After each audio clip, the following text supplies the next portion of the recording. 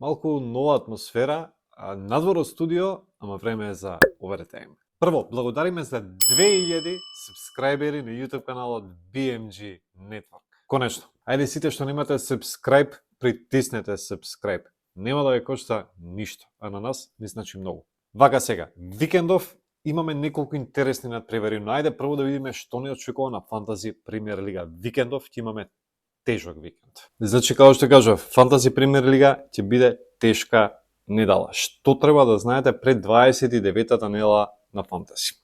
Вака значи, Ливерпул, Нјукасл, Астон Вила и Кристал Палас немаат надпревар во Премиер Лигата, па нивните играчи ќе освојат 0 поени на Фантази Премиер Лига.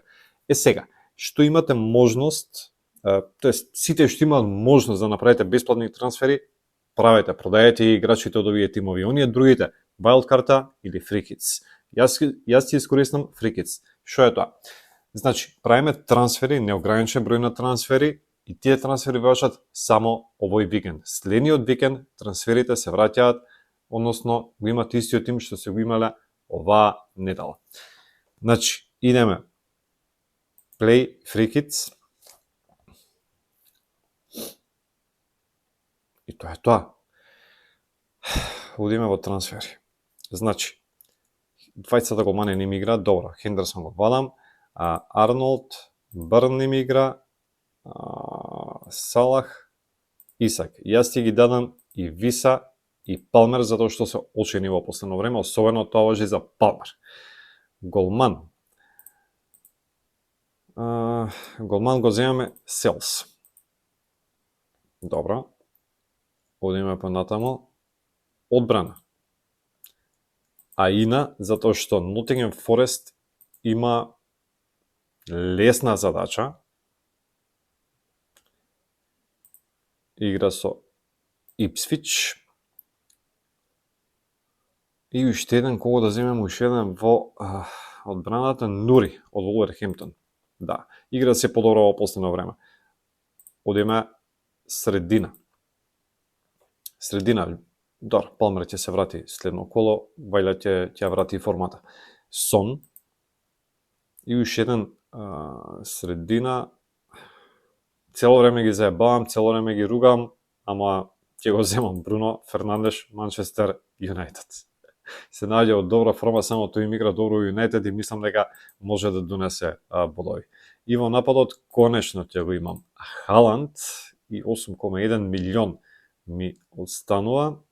Странт Луис, Странт Ларсен од Волверхемптон. Тоа е тоа. Make transfer. Добро, окей.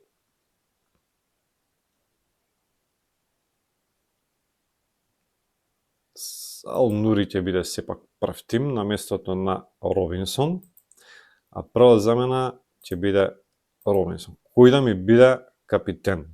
Капитен ќе ми биде Халанд, морам. Да. Сейф тим.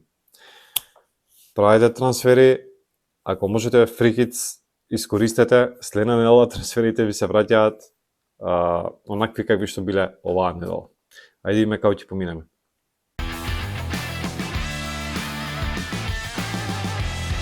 Кога сме кај Премиер Лигата, прво одиме со дербито во Премиер Лигата. Арсенал Челси. Да си играше надпреварот пред месец дена, ќе речев Арсенал тепо. Сега не се знае ништо. Арсенал мака мачи со повреди игра стварно тешко во последно време. Без напаѓачи, тоа е тоа. Артета одмараше некои од играчите, не делава во Лигата на шампиони со ПСВ. И одигра 2-2. Нема везе, поминаа дале. Ама и Мареска одмараше некои од фудбалерите во Лигата на Европа против Копенхаген. Табела. Арсенал прв, Челси четврти. Ни едните ни другите не можат повеќе од пласман во Лига на шампиони следната сезона. И ми изгледа дека со нерешени двете екипи ќе бидат задоволни. Дали може да има и голови на двете страни. Во серија А има битка за титула, барем според изгледот на табелата. Аталанта Интер. Интер лидер, Аталанта трета. Разлика 3 бода. Оваа сезона може би една од најнеизвестните во последно време во серија А. Ако треба сега да бирам кој ќе освои, на крајот го бирам Интер. Но, ако сега Интер изгуби, до крајот ќе биде каша попара.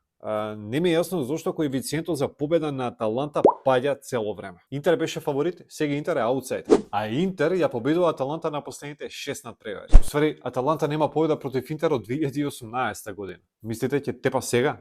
Нема да тепа.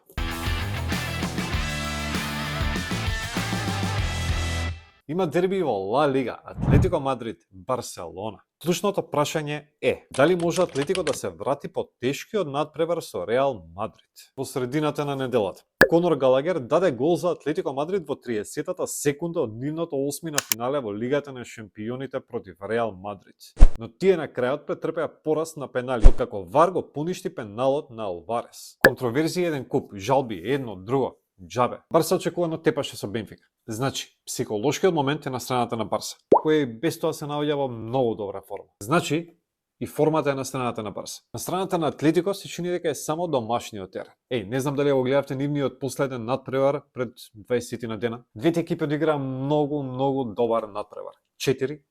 Сега пак ќе следиме нешто слично, ама јас и давам предност на Барса. Дојавме до крајот. Дечки, тоа е тоа за овој викенд. 3 интересни надпревари. Има интересни надпревари и во останатите лиги. Не заборавајте да не следите на социјалните мрежи на Инстаграм и на Фејсбук и за сите оние што немаат притиснато subscribe, притиснете. Ние се гледаме следен викенд. Чао!